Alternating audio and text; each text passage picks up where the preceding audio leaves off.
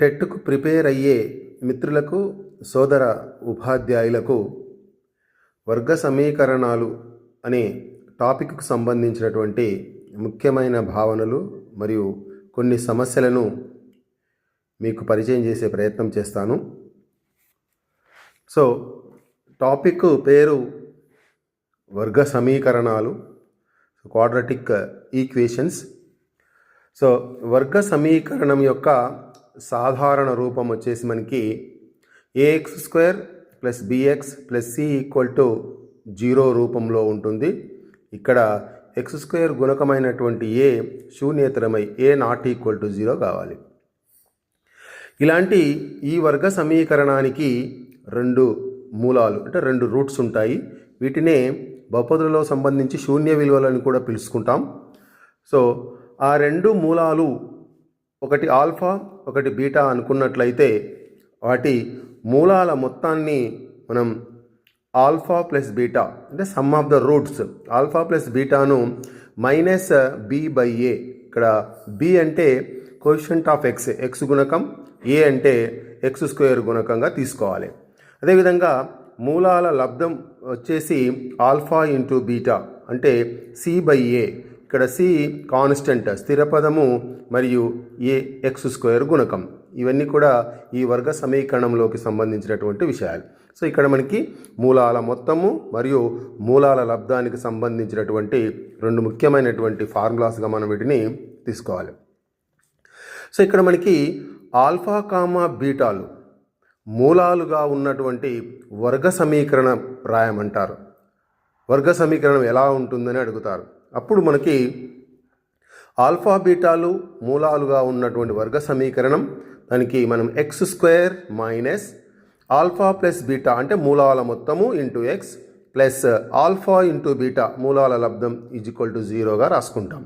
లేదా దీన్నే మనం x minus alpha into x minus బీటాగా రాసుకుంటాం. సో వర్గ సమీకరణానికి మనం మూలాలను కారణాంక పద్ధతిలో కానీ లేదా సూత్ర పద్ధతిలో కానీ కనుక్కోవచ్చు.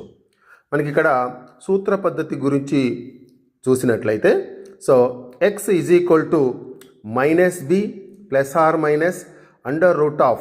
√b² - 4ac/2a. ఇక్కడ ABCలన్నీ కూడా మనకి ఇక్కడ ax² + bx + cలో ఉండేటువంటి వాటి యొక్క గుణకాలుగా తీసుకుంటాం. ఇక్కడ ± అంటే రెండు ఉంటాయి కాబట్టి ఒకటి మనం ప్లస్గా కన్సిడర్ చేస్తాం, రెండవది మైనస్గా కన్సిడర్ చేస్తాం. సో ఇక్కడ ఒక మూలం ఆల్ఫా అనుకున్నట్లయితే ఆల్ఫా = -b ± b² - 4ac/2a మరియు బీటా వచ్చేసి -b -√b² - 4ac/2a. సో ఇక్కడ b² - 4ac, this is very important. b² - 4ac విచక్షణి అంటే డిస్క్రిమినెంట్ అని పిలుస్తారు. దీన్ని డీతో సూచిస్తారు. సో ఒక వర్గ సమీకరణం యొక్క మూలాల స్వభావం దాని డిస్క్రిమినెంట్ పైన ఆధారపడుతుంది. So the nature of the roots depends on it's discrimination. So కాబట్టి ఇక్కడ మనకి డిస్క్రిమినెంట్ అనేది చాలా ఇంపార్టెంట్. దీని మీద మనకి ఖచ్చితంగా ఒక క్వశ్చన్ అడగడానికి అవకాశం ఉంటుంది. సో ఇక్కడ b² - 4ac, if b² - 4ac is greater than 0 అంటే 0 కంటే ఎక్కువ విలువను కలిగినట్టు తీసుకున్నట్లయితే అంటే ధన విలువలను తీసుకున్నట్లయితే దానికి రెండు మూలాలు ఉంటాయి. ఆ రెండు మూలాలు ఎలా ఉంటాయి అంటే వాస్తవ సంఖ్యలు మరియు వేరువేరుగా ఉంటాయి, విభిన్న మూలాలను కలిగి ఉంటాయి. ఎప్పుడు b² - 4ac విలువ 0 కంటే పెద్దగా గ్రేటర్ దాన్ 0 వచ్చినప్పుడు. b² - 4ac విలువ శూన్యమైతే అంటే ఈక్వల్ 0 అయినట్లయితే అప్పుడు రెండు మూలాలు ఉంటాయి. ఆ రెండు మూలాలు ఎలా ఉంటాయంటే సమానమైనటువంటి మూలాలు ఉంటాయి, వాస్తవ మూలాలు అయి ఉంటాయి. అంటే రెండు కూడా సేమ్ మూలాలను కలిగి ఉంటాయి. సో వాస్తవాలు మరియు సమానంగా చెప్పుకోవచ్చు. మూడవ సందర్భంలో b² - 4ac లెస్ దాన్ అంటే 0 కంటే తక్కువ అంటే మనకి ఇక్కడ వచ్చినటువంటి b² - 4ac value negative value అయినట్లయితే రెండు మూలాలు కల్పిత సంఖ్యలు అంటే ఇక్కడ ఇమాజినరీ రూట్స్ ఉంటాయి. అంటే ఇక్కడ మనకు ఇంకో రకంగా చెప్పుకోవాలంటే వాస్తవ మూలాలు ఉండవు, వాస్తవ మూలాలు కావు అని మనం అర్థం చేసుకోవాలి. ఇట్లా ఈ మూడు సందర్భాల్లో విచక్షణ అనేది వర్గ సమీకరణకు సంబంధించినటువంటి అంశం కాబట్టి మనకి మూలాల స్వభావం ఏ విధంగా ఉందనేది మనకు అర్థమవుతుంది. ఇలా కాకుండా గ్రాఫ్ ద్వారా కూడా వర్గ సమీకరణం లేకపోతే వర్గ బహుపది యొక్క శూన్య విలువలు ఆ మూలాల స్వభావం ఆధారంగా కూడా మనం దాని స్వభావాన్ని చెప్పుకోవచ్చు. సో ఇక్కడ మీకు గ్రాఫ్తో డిస్కస్ చేద్దాము. ఇది కూడా చాలా ఇంపార్టెంట్. సో ఒకసారి మనకు వర్గ బహుపదిలో కూడా ఉంటుంది. వర్గ బహుపది అంటే ax² + bx + c, దీన్ని బహుపదిగా మనం చెప్పుకుంటాం. ఆ బహుపదికి అక్కడ శూన్య విలువలు మనం కనుక్కోవడం జరుగుతుంది. మరి ఇక్కడ శూన్య విలువలు రూట్స్ రెండు కూడా మనము ఒకే విధంగా చెప్పుకుంటాం. సో వర్గ బహుపదికి మనము గ్రాఫ్ గీసినట్లయితే అది ఎక్స్ అక్షాన్ని, ఏదైతే వర్గ బహుపది ఉంటుందో వర్గ బహుపదికి గ్రాఫ్ గీస్తే అది ఎక్స్ అక్షాన్ని ఖండించే విలువలను, ఎక్కడైతే గ్రాఫ్ ఎక్స్ అక్షం అంటే ధనాత్మకం వైపు కానీ రుణాత్మకం వైపు కానీ ఎక్స్ అక్షాన్ని ఖండిస్తే ఆ ఖండించేటటువంటి ఆ విలువలను ఆ బహుపదికి, ఆ వర్గ బహుపదికి శూన్య విలువలు లేదా వర్గ సమీకరణానికి మనం మూలాలుగా చెప్పుకుంటాం. ఇక్కడ చూడండి, b² - 4ac > 0. మనకి ఇక్కడ మూడు రకాలుగా గ్రాఫ్ గీయడం జరిగింది. ఇక చూడండి, ధనాత్మక ఎక్స్ అక్షం దగ్గర ఇక్కడ రెండు అక్షాలను తగిలింది, ఇక్కడ రుణాత్మకమైనటువంటి ఎక్స్ అక్షం. ఈ మూడు సందర్భాల్లో ఏదైనా ఒకటి మనకి ఎగ్జామ్లో ఇచ్చి ఈ వక్రం యొక్క లేకపోతే ఈ వర్గ బహుపది యొక్క మూలాల స్వభావం ఏ విధంగా ఉంటుంది అని చెప్పినప్పుడు ఇక్కడ చూడండి, రెండు ఎక్స్ అక్షాన్ని రెండు విలువల వద్ద ఖండించింది. సో వక్రం అనేది ఎక్స్ అక్షాన్ని రెండు వేరు బిందువుల వద్ద ఖండించింది. కాబట్టి ఇప్పుడు ఇక్కడ మనకు రెండు వాస్తవ మూలాలు, విభిన్నమైనటువంటి మూలాలు ఉన్నాయిగా మనం ఈ గ్రాఫ్ ద్వారా తెలుసుకోవచ్చు. ఇక్కడ రెండవది b² - 4ac 0 అయినప్పుడు చూడండి కర్వ్స్ ఎట్లా ఉన్నాయి, గ్రాఫ్స్ ఎట్లా ఉన్నాయో చూడండి. సో ఎక్స్ అక్షాన్ని ఒకే బిందువు వద్ద తగిలినాయి వక్రం. కాబట్టి అప్పుడు మనకు రెండు సమానమైన విలువలు అంటాం. అవి సమానమైన విలువలు కాబట్టి ఒకే విలువగా భావించుకున్నట్లయితే ఆ విలువ కూడా ఎలా ఉంటుంది వర్గ సమీకరణానికి సంబంధించి అంటే -b/a2 రూపంలో ఉంటుంది. సో మూడవ సందర్భం b² - 4ac < 0 అయితే ఇక్కడ చూడండి, వక్రం ఎక్కడ కూడా ఎక్స్ అక్షాన్ని తాగడం లేదు, ఎక్స్ అక్షాన్ని ఎక్కడ కూడా ఖండించడం లేదు. అంటే ఇక్కడ వాస్తవ మూలాలు ఉండవు, రియల్ రూట్స్ ఉండవు, ఇమాజినరీ రూట్స్ ఉంటాయనేటటువంటి విషయం మనకు దీని ద్వారా తెలుస్తుంది. సో దీనికి సంబంధించి కొన్ని సమస్యలను మనం చూద్దాం. 2x² - 5x + 3 అని వర్గ సమీకరణానికి మూలాలు కనుక్కోండి అంటున్నాడు. సో మనకి ఇక్కడ రెండు పద్ధతులు చెప్పుకున్నాం, మనం కారణాంక పద్ధతి చెప్పుకున్నాం, రెండవది సూత్ర పద్ధతి చెప్పుకున్నాం. ఒకవేళ కారణాంక పద్ధతి మీకు ఏది ఈజీ ఉంటే ఈ పద్ధతి ద్వారా మనం ఫాస్ట్గా చేసుకోవడం ప్రాక్టీస్ చేసుకోవాలి. సో కారణాంక పద్ధతి కనుక చూసినట్లయితే ఇక్కడ 2x² - 5x + 3 అని ఉంది. ఇక్కడ స్థిర పదము 3, అదేవిధంగా x² గుణకం 2ను మల్టిప్లై చేసుకుందాం. 3 × 2 = 6. ఈ 6కి ఇప్పుడు మనం కారణాంకాలు 1 అవుతుంది, 2 అవుతుంది, 3 అవుతుంది, 6 అవుతుంది. ఇవన్నీ కూడా కారణాంకాలు. సో ఇందులో నుంచి ఏవైనా రెండు కారణాంకాలు తీసుకొని వాటిని కూడినా కానీ లేదా తీసేసినా కానీ మనకు మధ్యలో ఉండేటటువంటి x గుణకం రావాలి. సో ఇక్కడ 2 3 తీసుకుందాం. సో 2 3 = 6, 2 + 3 = 5. సో 2x², ఈ 5xను మనము -2x - 3x + 3 = 0గా తీసుకున్నాం. సో ఈ రెండింటిలో కామన్ చూడండి, 2x కామన్ తీసుకున్నాం. 2x కామన్, ఒక x మిగులుతుంది. ఇక్కడ 2x కామన్ కాబట్టి 1. ఇక్కడ -3x + 3లో -3 కామన్ తీసుకుంటున్నాం. ఇక్కడ x మిగులుతుంది. సో ఇక్కడ -1 మిగులుతుంది. -2 +3 అవుతుంది. సో ఈ రెండింటిలో ఉమ్మడి కారణాంకం x - 1, ఇంకొక కారణాంకం 2x - 3. సో x - 1 = 0, అదేవిధంగా 2x - 3 = 0. ఇక్కడ x = 1, x = 3/2. సో ఇక్కడ మనకు మూలాలు ఒకటి 1, ఇంకోటి 3/2గా చెప్పుకోవచ్చు. అదేవిధంగా రెండవది సూత్ర పద్ధతిలో మూలాలను ఏ విధంగా కనుక్కోవచ్చో ఒకసారి చూడండి.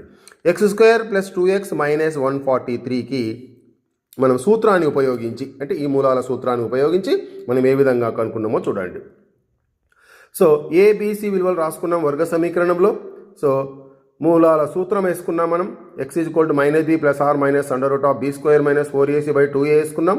ఆ వాల్యూస్ని ఇందులో సబ్స్టిట్యూట్ చేసుకొని మనము సింప్లిఫై చేసుకున్నాం. చూడండి ఇక్కడ 4 + 572 ఇది 576 అవుతుంది. 576కు స్క్వేర్ రూట్ వచ్చేసి 24. ఇక్కడ +r- ఉంది కాబట్టి ఒకసారి ప్లస్ కన్సిడర్ చేసుకున్నాం, ఇంకొకసారి మైనస్ కన్సిడర్ చేసుకున్నాం. సో దీన్ని సింప్లిఫై చేసుకుంటే మనకు ఆల్ఫా ఒక మూలం 11, రెండవ మూలము -13గా రావడం జరిగింది. ఇట్లా దీన్ని సేమ్ కారణాంకాల పద్ధతిలో కనుక్కోవచ్చు, లేదా సూత్ర రూపంలో వేసి కూడా కనుక్కోవచ్చు.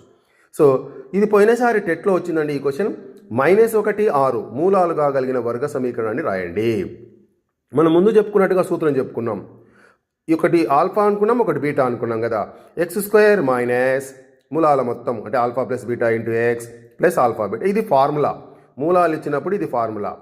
సో ఈ ఫార్ములాలో మనం సబ్స్టిట్యూట్ చేసుకున్నట్లయితే ఇక్కడ ఆల్ఫా అనేది -1, బీటా అనేది 6 సబ్స్టిట్యూట్ చేసుకున్నాం. x² 6లోకి వెళ్ళి ఇక్కడ 1 పోతుంది 5 -5x, ఇక్కడ 6 × 1 -6 అవుతుంది. కాబట్టి ఇది మనకు కావలసినటువంటి వర్గ సమీకరణంగా చెప్పుకుంటాం.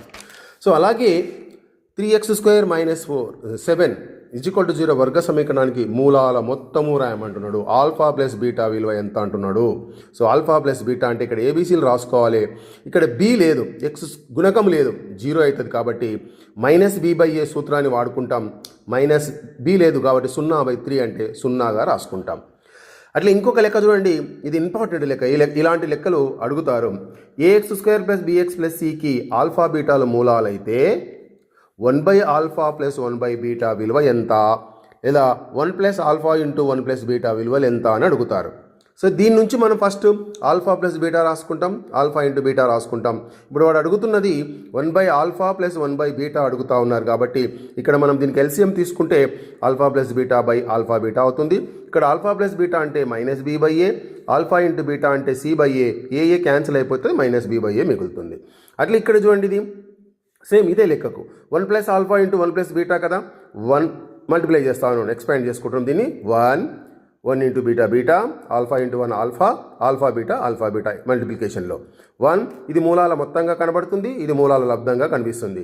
1 మూలాల మొత్తం వచ్చేసి మనకు -b/a, మూలాల లబ్ధం వచ్చేసి c/a. సో ఇక్కడ ఎల్సిఎం ఏ కాబట్టి ఏ ఎల్సిఎం వస్తుంది. a +- b +. సో ఇది ఆన్సర్గా మనం చెప్పుకోవచ్చు. సో ఇది చాలా ఇంపార్టెంట్ చూడండి, ఇది కూడా గతంలో అడిగినారు. px² + qx + r అనే వర్గ సమీకరణానికి మూలాలు ఏంటంట, sin ఆల్ఫా కాస్ ఆల్ఫాలు మూలాలంట. అయితే PQRల మధ్య సంబంధాన్ని రాయండి. PQRల మధ్య సంబంధం ఏంటి అని అడగవచ్చు మనకు. సో కాబట్టి ఇక్కడ sin ఆల్ఫా కాస్ ఆల్ఫా అనేవే మూలాలు, ఆల్ఫా బీటాలు కావు. ఇక్కడ sin ఆల్ఫా కాస్ ఆల్ఫాలు అనేటువంటివి మూలాలు. సో కాబట్టి మనకు మూలాల మొత్తం సూత్రం తెలుసు. ఇది ఆల్ఫా, ఇది బీటా కాబట్టి -b/a అంటే ఇక్కడ -q/p. మూలాల లబ్ధం అంటే sin ఆల్ఫా కాస్ ఆల్ఫా అంటే c/a అంటే ఇక్కడ r/p. ఇప్పుడు ఈ మొదటి దాన్ని తీసుకొని నేను a + b హోల్ స్క్వేర్ చేస్తున్నా, ఇరువైపులా స్క్వేర్ చేస్తున్నా. sin alpha + cos alpha whole square, అట్లే -q/pని స్క్వేర్ చేస్తున్నా. దీన్ని ఎక్స్పాండ్ చేసుకుందాం. a + b whole square, a² + b² + 2ab = ఇక్కడ మైనస్ అయితే ప్లస్ అయిపోతుంది, q² / p² అవుతుంది. ఇక్కడ మనకు ట్రిగనోమెట్రీలో sin² ఆల్ఫా + cos² ఆల్ఫా బదులు 1 రాసుకుంటాం. sin ఆల్ఫా కాస్ ఆల్ఫా అంటే ఇక్కడ ఉంది మనకు లబ్ధం, దాని విలువ r/p రాసినాం. ఇక్కడ స్క్వేర్ q² / r². ఇది ఇక్కడ కాస్ ఆల్ఫా తీసుకున్నాం చూడండి, p + 2r/p, ఇక్కడ q² / p². ఒక p క్యాన్సిల్ అయిపోతుంది. సో ఇక మిగిలింది ఒక p మిగిలితే క్రాస్ మల్టిప్లై చేసినాం. ఇక్కడ p × p + 2r, p × p + 2r = q², p² + 2pr = q². So q² అవతల పట్టుకపోయి ఈ p² అవతలకు పట్టుకపోయినాం, లేదు ఇటైనా సరే అది అటైనా సరే. q² - p² = 2pr. ఈ రిలేషన్ కనుక మనకు ఆప్షన్స్లో ఉంటే ఈ రిలేషన్గా మనం చెప్పుకోవచ్చు. q² - p² = 2pr. ఇది చాలా ఇంపార్టెంట్. ఇది ఈ రిలేషన్ను అడగడం జరుగుతుంది. అలాగే ఇక్కడ చూద్దాం, kx² + 2x + 3 అనే వర్గ సమీకరణానికి మూలాలు సమానం. అంటే ఎలాంటి మూలాలు కలిగి ఉందంటే వర్గ సమీకరణం సమానమైనటువంటి మూలాలను కలిగి ఉంది. అప్పుడు కే విలువ ఎంత అవుతుంది? What is the K value అంటున్నాడు. What is the K value అంటున్నాడు. సో ఇక్కడ మనకు ఏ వచ్చేసి ఏ, బి వచ్చేసి 2, సి వచ్చేసి 3. మనకు సమాన మూలాలు అన్నప్పుడు సూత్రం తెలుసు కదా, b² - 4ac = 0. ఆ వాల్యూ సబ్స్టిట్యూట్ చేస్తూ ఉన్నాం. బి దగ్గర మనకి ఇక్కడ పైన ఎంత ఉంది? బి దగ్గర 2 ఉంది. 2² - 4ac, ఏ అంటే k, సి అంటే 3. So 4 - 4 3 12k. 12k = 4. k = 12, 4/12. 4 1 4 3. So k value is 1/3. ఇది కూడా ఎగ్జామినేషన్లో అడగడానికి స్కోప్ ఉంటుంది. అలాగే ఇంకొకటి, మూలాల స్వభావాన్ని చెప్పండి అంటున్నాడు. మూలాల స్వభావం, ఈ వర్గ సమీకరణానికి ఏ రకమైనటువంటి మూలాలు ఉంటాయో చెప్పమంటున్నాడు. ఇది కూడా దేని మీద ఆధారపడుతుందని చెప్పినాం మనం? డిస్క్రిమినెంట్, విచక్షణ పైన ఆధారపడుతుందని చెప్పినాం. సో ఇక్కడ b² - 4ac చూడండి. సో ఇది సింప్లిఫై చేసుకుంటే మనకు వాల్యూ వచ్చేసి మనకు మైనస్ వచ్చింది. సో మైనస్ అంటే 0 కంటే తక్కువ విలువ, కాబట్టి దీనికి వాస్తవ మూలాలు లేవు, రియల్ రూట్స్ ఉండవు, ఇమాజినరీ రూట్స్ ఉంటాయని చెప్పొచ్చు. సో అదేవిధంగా ఇలాంటిది ఇంకో లెక్క చూడండి. ఏబిసి రాసుకున్నాం, b² - 4ac కనుక్కుంటున్నాం. ఇక్కడ b అంటే -6 కాబట్టి 36 అయింది. 4 2 8 3 24 అయింది. ఇక్కడ 36లో 24 పోతే మనకి 12 అంటే +12 వచ్చింది, అంటే >0. ఇక్కడ మూలాలు వాస్తవ సంఖ్యలు మరియు విభిన్నాలు వేరు మూలాలను కలిగి ఉంటాయి, వేరు మూలాలను కలిగి ఉంటాయి. సో ఇంతకుముందు మనం చెప్పుకున్నటువంటి లెక్కలో మాదిరిగా ఇక్కడ ఒక లెక్క ఇచ్చిండు. 2x² + x - 4 మూలాలు ఆల్ఫా బీటాలు అయితే 1/α + 1/β, α² β + α β², α² + β² విలువలు ఎంత? ఇది కూడా చాలా ఇంపార్టెంట్. ఇది అడగడానికి మనకు అవకాశం ఉంటుంది. ఓకే, సో కాబట్టి మీరు ఏబీసీ రాసేసుకొని మనకు మూలాల లబ్ధం రాసుకొని దీన్ని సింప్లిఫై చేసుకోవాలి. ఆ విధంగా ఇంతకుముందు లెక్కలో చేసిన మాదిరిగా ఈ విధంగా మూడింటిని మనం సింప్లిఫై చేసుకొని అక్కడ వచ్చిన α + β, α β వాల్యూస్ని ఇందులో సబ్స్టిట్యూట్ చేసుకుంటే మనకు ఏది అడిగితే దానికి సంబంధించినటువంటి వాల్యూను మనం రాసుకోవచ్చు. ఓకే, ఇక్కడ చూడండి, ఫస్ట్లో -2 వచ్చింది, సెకండ్లో 1 వచ్చింది, మూడవ దానికి 17/4 వచ్చింది, 17/4 వచ్చింది. అదేవిధంగా ఈ వర్గ సమీకరణాలకు సంబంధించి ఒక చిన్న అప్లికేషన్స్ కూడా మనకు అడుగుతారు. చూడండి, 2 సంఖ్యల మొత్తం 18, వాటి లబ్ధం 56 అయినా ఆ సంఖ్యలు ఏవి? అవి కూడా మనకు అప్లికేషన్. ఈ వర్గ సమీకరణాల చాప్టర్కి సంబంధించి చిన్న అప్లికేషన్స్ని కూడా మనకు అడగడానికి అవకాశం ఉంటుంది. ఇక్కడ 2 సంఖ్యలు ఏం తీసుకుందాం? ఏబీ తీసుకోవచ్చు, XY ఏదైనా తీసుకోవచ్చు. ఇక్కడ మనం XY అనుకుందాం. 2 సంఖ్యలు XY అనుకుందాం. వాటి మొత్తం ఇచ్చిండు 18, వాటి లబ్ధం ఇచ్చిండు 56. XYని కనుక్కోవాలి మనం ఇప్పుడు. సో కాబట్టి దీన్ని ఇక్కడ చూస్తే మనకి ఇది a + b ఉంది, ఇక్కడ AB ఉంది. సో మనకి ఇక్కడ XYలు కావాలంటే ఇంకోటి x - y అనేది కావాలి. కాబట్టి దీన్ని మనం x - y² అంటే a - b² సూత్రం మనకు a + b² - 4ab ద్వారా రాసుకోవచ్చు. కాబట్టి x - y² = x + y² - 4xy. ఇక్కడ +2xy ఉంటుంది, ఇక్కడ -4xy ఉంటుంది. ఒక 2xy పోతే -2xy మిగులుతుంది, మళ్ళీ దీనికి ఈక్వల్ అవుతుంది. సో ఇక్కడ మనకి x - y² అంటే x + y² అంటే 18, 4xy అంటే 4 × 56. 18 అంటే 324, 56 × 4 అంటే 224. ఇది మనకు 324 224 పోతే 100. x - y ఇక్కడ +or-10గా రాసుకోవచ్చు. సో మనకి ఇక్కడ ధన సంఖ్యలే తీసుకుంటాం కాబట్టి మనకు ప్లస్గా తీసుకుంటున్నాం. చూడండి, సో 10 తీసుకున్నాం. ఇక్కడ x - y ఇక్కడ 100 యొక్క వర్గమూలము మనం 10గా రాసుకుంటాం. ఒకటి x + y వచ్చింది, ఇక్కడ మనకి x - y వచ్చింది. ఇప్పుడు ఈ రెండింటిని సమ్ చేస్తూ ఉన్నాం. ఈ రెండింటిని కూడితే మనకి కూడినట్లయితే y cancel, x 2x, 10 1 18 28. x = 28/4, 2 అంటే 14. ఈ x విలువని ఇందులో ఏదైనా సరే సబ్స్టిట్యూట్ చేసుకుంటే మనకు y 18 - x కాబట్టి 18 - 14 that is equal to y. అంటే ఇక్కడ x = 14, y = 4. సో వాటి మొత్తం చూసుకోండి ఒకసారి. 18, 14 + 4 18. మల్టిప్లికేషన్ చూసుకోండి, 14 56. ఈ విధంగా మనం టాలీ చేసుకోవచ్చు. ఇట్లా కూడా అడగవచ్చు. చూడండి, ఒక సంఖ్య మరియు దాని ఉత్క్రమం అంటే రెసిప్రోకల్. ఆ సంఖ్య మొత్తం ఎంత అంటున్నాడు? 10/3 అంట. ఒక సంఖ్య మరియు దాని ఉత్క్రమం విలువ 10/3 అయితే ఆ సంఖ్యను కనుక్కోండి అంటున్నాడు. ఒక సంఖ్యను x అనుకోండి, దాని రెసిప్రోకల్ 1/x అవుతుంది. ఆ రెండింటి మొత్తం ఎంత అంటున్నాడు? 10/3 అంటున్నాడు. కాబట్టి x + 1/x విలువ 10/3కి ఈక్వల్ చేయండి. సో దీని విధంగా సింప్లిఫై చేసుకుంటే మనకి x విలువ వచ్చేసి 3 అవుతుంది, ఉత్క్రమం ఏమవుతుంది? 1/3 అవుతుంది. సో ఇలాగా వర్గ సమీకరణ చాప్టర్లో సింపుల్గా క్వశ్చన్స్ ఉంటాయి. సో కాబట్టి బేస్డ్ ఆన్ ఈ వర్గ సమీకరణం యొక్క మూలాలను ఎలా కనుక్కోవాలి, వాటి యొక్క స్వభావం ఎలా ఉంటుంది అనే దాని మీదనే మనకి ఎక్కువగా ఫోకస్ చేయడం జరుగుతుంది. కాబట్టి సో మిత్రులారా, ఈ విధంగా ఈ వర్గ సమీకరణ చాప్టర్కి సంబంధించి మీకున్నటువంటి డౌట్స్ను క్లారిఫై చేసుకొని వీటికి ఇంకా మనకు వివిధ రకాల పుస్తకాలలో సమస్యలు ఉంటాయి. ఆ సమస్యలను ఈ ఈ ఫార్ములాస్ ద్వారా పూర్తి చేసుకుంటారని కోరుకుంటున్నాను. సో నెక్స్ట్ మళ్ళీ ఇంకొక యూనిట్ తోటి, ఇంకొక టాపిక్ తోటి మీ ముందర ఉండడానికి ప్రయత్నం చేస్తాను. ఇట్లా మీ CS Reddy, MSc mathematics, MSc psychology, MEd school assistant ఉపాధ్యాయులు. మళ్ళీ మరొక ముఖ్యమైనటువంటి చాప్టర్ తోటి మిమ్మల్ని కలవడానికి ప్రయత్నం చేస్తాను. థ్యాంక్ యూ, ధన్యవాదాలు.